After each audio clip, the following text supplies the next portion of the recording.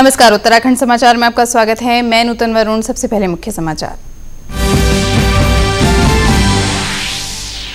प्रदेश को आज कोरोना का कोई नया केस नहीं मिला। सभी 183 रिपोर्ट्स आई नेगेटिव। दून मेडिकल कॉलेज में शुरू हुई टेस्टिंग।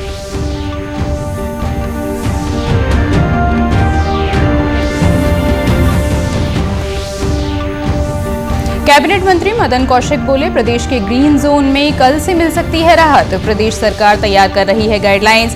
देहरादून में जारी रहेगी सख्ती।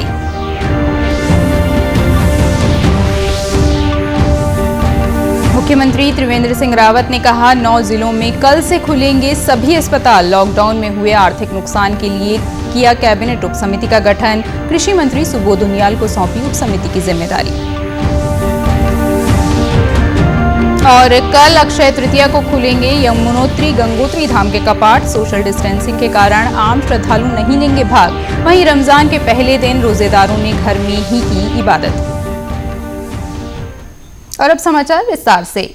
राज्य को आज कोरोना से राहत मिली है। आज एक भी कोविड-19 का नया केस सामने नहीं आया है। कोरोना परीक्षण की आज सभी 183 रिपोर्ट्स नेगेटिव आई हैं। इनके अलावा 411 सैंपल्स की रिपोर्ट्स अभी आनी बाकी हैं। राज्य में कोरोना संक्रमित लोगों की संख्या 48 है। हालांकि इनमें से 27 अभी तक ठीक हो चुके हैं। वहीं दूसरी ओर कोरोना के चलते सील किए गए इलाकों में लगातार निगरानी की जा रही है। इस बीच दून मेडिकल कॉलेज में भी आज से कोविड-19 की जांच शुरू हो गई है। प्रदेश सरकार ग्रीन जोन में आने वाले जनपदों में जनता को राहत देने की तैयारी में है। केंद्र से अनुमति मिलने के बाद अब जल्द ही इसके विधिवत आदेश जारी किए जाएंगे। कैबिनेट मंत्री मदन कौशिक का कहना है कि कोरोना महामारी से बचाव की दिशा में राज्य ने बेहतर काम किया है, जिसका परिणाम है कि प्रदेश के 9 से अधिक जिले इस वक्त ग्रीन जोन में हैं। वहीं केंद्र से मिले निर्देशों के बाद अब ग्रीन जोन इलाकों को खोलने के लिए जल्द सरकार आदेश जारी करेगी। 9 जिले ऐसे हैं जहाँ पर कोई कोरोना पॉजिटिव नहीं है। तो आज गाइडलाइन आने के बाद हम लोग निर्णय लेने जा रहे हैं कि इन सब जनपदों को हम जल्दी से जल्दी तुरंत ही खोलने के फेजिस वाइज खोलने का और दिशा निर्देश संबंधित जिले के जिलाधिकारी को जारी करेंगे। और अगर हम रेड जोन की बात करें तो 3 जनपदों में हॉट स्पॉट केवल देहरादून में है, या हरिद्वार में एक है, या हल्द्वानी में एक है। लेकिन हॉट स्पॉट को छोड़ के जो बाकी रेड जोन है उसमें भी दिशा निर्देश प्राप्त करने के बाद जहां कोई इस तरह का दिक्कत नहीं आएगी वहां भी हम कुछ छूट देने पर विचार कर रहे हैं। उधर देहरादून के जिलाधिकारी आशीष श्रीवास्तव का कहना है कि देहरादून जिला रेड जोन में है, इसलिए देहरादून से ग्रीन जनपदों में कोई भी व्यक्ति नहीं जा पाएगा। इमरजेंसी को देखते हुए जिला प्रशासन पास जारी करेगा। जिलाधिकारी के अनुसार अब तक देहरादून जिला प्रशासन को 35,000 ई पास के लिए आवेदन प्राप्त हो चुके हैं, जिनमें से मात्र 12,000 लोगों के ही पास बनाए गए हैं, जिनको वास्तव में जरूरत थी। जो पास हैं वो सिर्फ इसेंशियल सर्विसेज के लिए हैं और इमरजेंसी के लिए हैं। मैं आपको बताना चाहूँगा कि अभी तक जो हमारे पास जो ऑनलाइन पास की रिक्वेस्ट है वो लगभग 35,000 पास की रिक्वेस्ट हमें जो है प्राप्त हुई है, जिसमें से इसेंशियल सर्विसेज और मेडिकल इमरजेंसी को लेकर के लगभग जो है 12,000 के आसपास पास जो है वो अप्रूव किए गए हैं। रेस्ट सभी पास कैंसिल किए जा रहे हैं क्योंकि वो लॉकडाउन की जो मिनिमम गाइडलाइन है उसके अगेंस्ट हैं।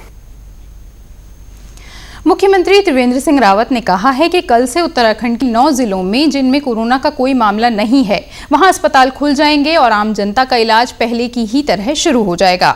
मुख्यमंत्री का कहना है कि कई तरह की बीमारियां मौसम परिवर्तन के बाद होती हैं, जिसके लिए अस्पतालों का खुलना जरूरी है। सरकार ने कुछ निर्णय लिए हैं।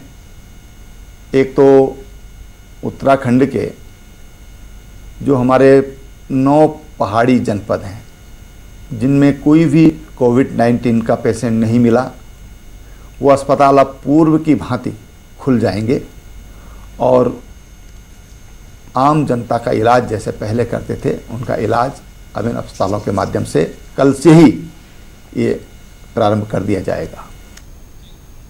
इस बीच कोरोना महामारी के चलते उत्तराखंड के आर्थिक नुकसान को लेकर मुख्यमंत्री त्रिवेंद्र सिंह रावत ने कैबिनेट की उप समिति का गठन किया है, जो प्रदेश में आर्थिक नुकसान का जायजा लेगी। समिति कृषि मंत्री सुबोध उनियाल की अध्यक्षता में बनाई गई है। समिति में राज्य मंत्री धन सिंह रावत और रेखा आर्य सदस्य के रूप में शामिल किए गए हैं। सरकार ने एक निर्णय लिया है कि एक मंत्रिमंडलीय उपसमिति कोविड-19 की वजह से जो अर्थव्यवस्था को नुकसान हुआ है उसकी हम कैसे भरपाई कर सकते हैं, कैसे हम लोकल रोजगार पैदा कर सकते हैं, अपने नौजवानों को काम दे सकते हैं और जो गरीब लोग हैं हमारी उनकी आर्थिकी हम कैसे मजबूत कर सकते हैं, इस दृष्टि से एक समिति श्री सुबोध उनियाल जो हमारे वरिष्ठ मंत्री हैं, कृषि मंत्री हैं, उनकी अध्यक्षता में हम बना रहे हैं। वहीं मुख्यमंत्री त्रिवेंद्र सिंह रावत ने कोरोना महामारी के दौरान गांव लौटे प्रवासी उत्तराखंडियों से कहा है कि वे अपने गांव में ही स्वरोजगार अपनाएं। उन्होंने कहा कि राज्य सरकार प्रवासियों की हर संभव मदद करेगी। गढ़वाली भाषा में पौड़ी के युवाओं को प्रेषित पत्र में मुख्यमंत्री ने कहा कि प्रवासी उत्तराखंडियों ने देश विदेश में रहकर अपनी मेहनत से अपनी पहचान बनाई है। मुख्यमंत्री त्रिवेंद्र सिंह रावत ने रमजान का पाक महीना शुरू होने पर मुस्लिम समुदाय को बधाई दी है। उन्होंने अपील की है कि रोजों के दौरान घर से ही नमाज पढ़ें और सोशल डिस्टेंसिंग का ध्यान रखें। रमजान का महीना आपसी भाईचारे और सौहार्द का संदेश देता है। रमजान के दौरान मुस्लिम धर्मगुरुओं, उलेमाओं से मेरा अपील है कि कोरोना महामारी के खतरे से बचने के लिए और लॉकडाउन को देखते हुए घर में रहकर ही इबादत करें और सोशल डिस्टेंसिंग का पूरा अनुपालन करें। ऐसी व्यवस्था उनको दें कि ताकि इस महामारी से हम एकजुट होकर लड़ सकें, जीत हासिल कर सकें। कल शाम चांद नजर आने के बाद देहरादून के शहर काजी ने माह रमजान का ऐलान कर दिया। आज रमजान का पहला रोजा है। लॉकडाउन के चलते लोगों ने घरों से ही इबादत की। शहर काजी मौलाना मोहम्मद अहमद कासमी ने बताया कि इस बार इफ्तारी में पड़ोस के जरूरतमंद लोगों की मदद भी करें। उन्होंने लोगों से घरों में रहकर इबादत करने की अपील की। देशवासियों के लिए सबसे बड़ा पैगाम तो यही है कि हम मतलब ये लॉकडाउन का पालन करें और बीमारी चली जाएगी, सब खुशी खुशी होगी। देहरादून के जिलाधिकारी आशीष श्रीवास्तव ने कहा कि इस बार लॉकडाउन के चलते घरों से ही इबादत करनी है। उधर हरिद्वार में भी लॉकडाउन के दौरान रोजेदारों ने आज सरकारी आदेशों का स्वेच्छा से पालन किया। रोजेदारों ने घरों में रहकर ही नमाज अदा की। बाहर निकलते समय रोजेदारों ने न केवल मुंह पर मास्क लगाए रखा, साथ ही सामान खरीदते हुए भी सोशल डिस्टेंसिंग का पूरा ध्यान रखा। हरिद्वार के सीओ सिटी अभय सिंह ने बताया कि पुलिस लॉकडाउन का पालन प्रभावी ढंग से करा रही है। हरिद्वार के जिलाधिकारी सी रविशंकर का कहना है कि लॉकडाउन का पालन सख्ती से कराया जा रहा है। रमजान को लेकर के ये डायरेक्शन है, सभी जो है अपने घरों में ही रह करके ही जो है प्रे करेंगे। तो इसलिए उनका रिलीजियस लीडर्स को भी बता करके उनके माध्यम से ये मैसेज भी दिया है और अधिकांश जगह में जो है बहुत लार्जली जो है अच्छे ढंग से चल रहा है।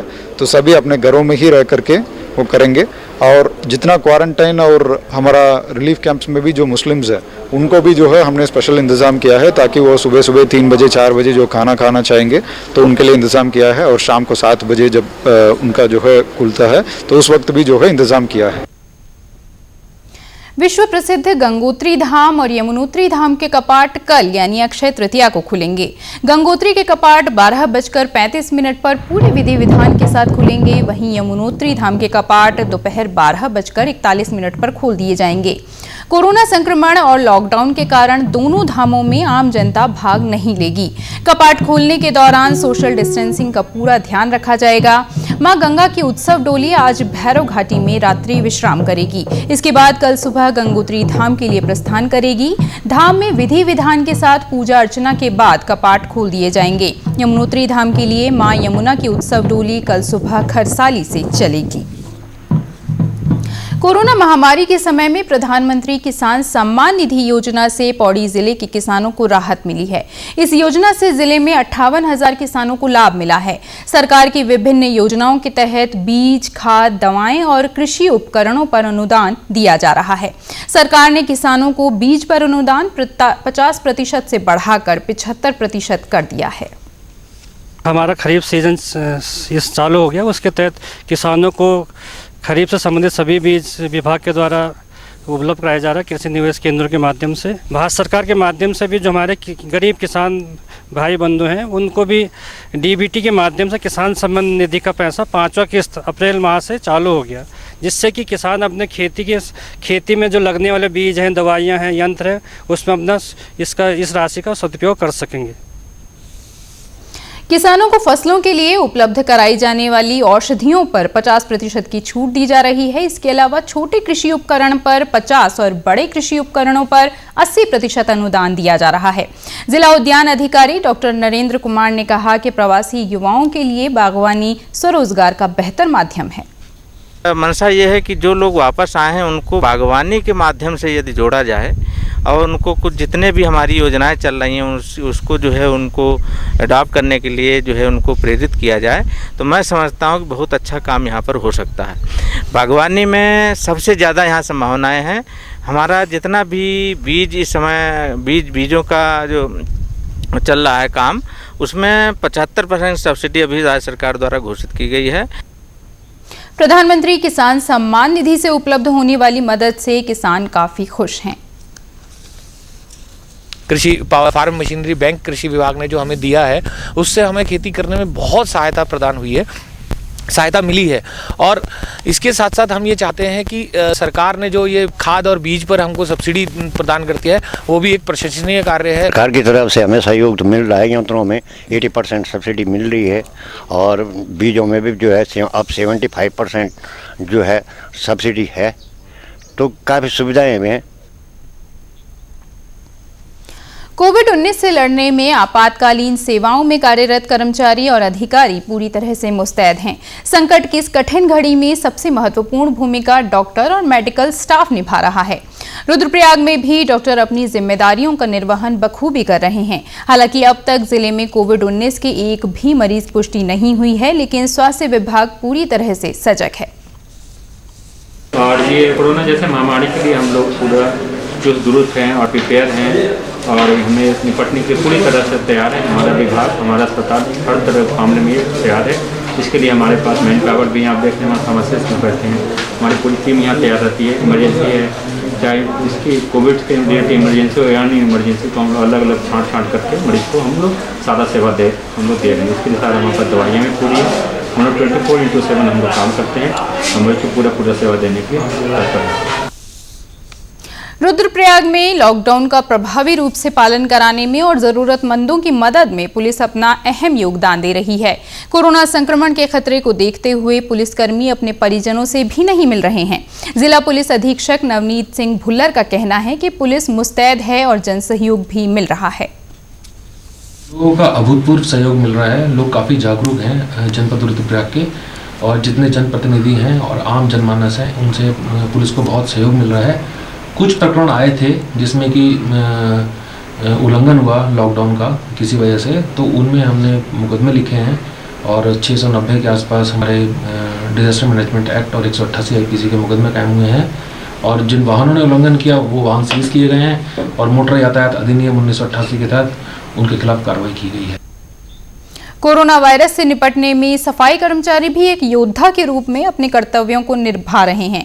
ये खुद की जान को खतरे में डालकर घर मोहल्ला, गांव, बाजार और अस्पतालों की साफ सफाई और सैनिटाइजिंग कर कोरोना वायरस को पनपने से रोकने में दिन रात जुटे हुए हैं। देश के लिए सही सब ठीक ठाक हो जाए, हम तो कर ही रहे हैं। डर तो लगता है, अपनी सुविधा रखते हैं, मास्क पहनते हैं, घर में कपड़े चेंज करके जाते हैं। हमारा तो मेरे पति भी हॉस्पिटल के कर्मचारी, हम भी हॉस्पिटल के कर्मचारी। आपातकालीन सेवाओं में लगे सरकारी कर्मचारियों के अलावा पेट्रोल डीजल वितरित करने वाले कर्मचारी भी अपनी सेवाएं दे रहे हैं। जैसे लॉकडाउन हुआ है, यहाँ पे हम उचित दूरी बनाए रख रहे हैं। 1 मीटर की दूरी जो है हम कहीं उस प्रकार से तेल दे रहे हैं, ग्लव्स पहने हुए हैं, सैनिटाइजर का प्रयोग कर रहे हैं बार-बार। उत्तराखंड के समाचारों में बस इतना ही। चलते चलते मुख्य समाचार एक बार फिर। प्रदेश में आज कोरोना का कोई नया केस नहीं, सभी 183 रिपोर्ट्स आई नेगेटिव। दून मेडिकल कॉलेज में शुरू हुई टेस्टिंग।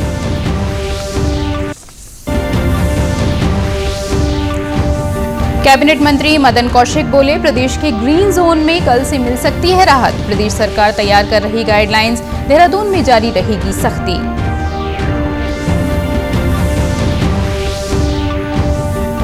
मुख्यमंत्री त्रिवेंद्र सिंह रावत ने कहा, 9 जिलों में कल से खुलेंगे सभी अस्पताल। लॉकडाउन में हुए आर्थिक नुकसान के लिए किया कैबिनेट उप समिति का गठन। कृषि मंत्री सुबोध उनियाल को सौंपी उप समिति की जिम्मेदारी।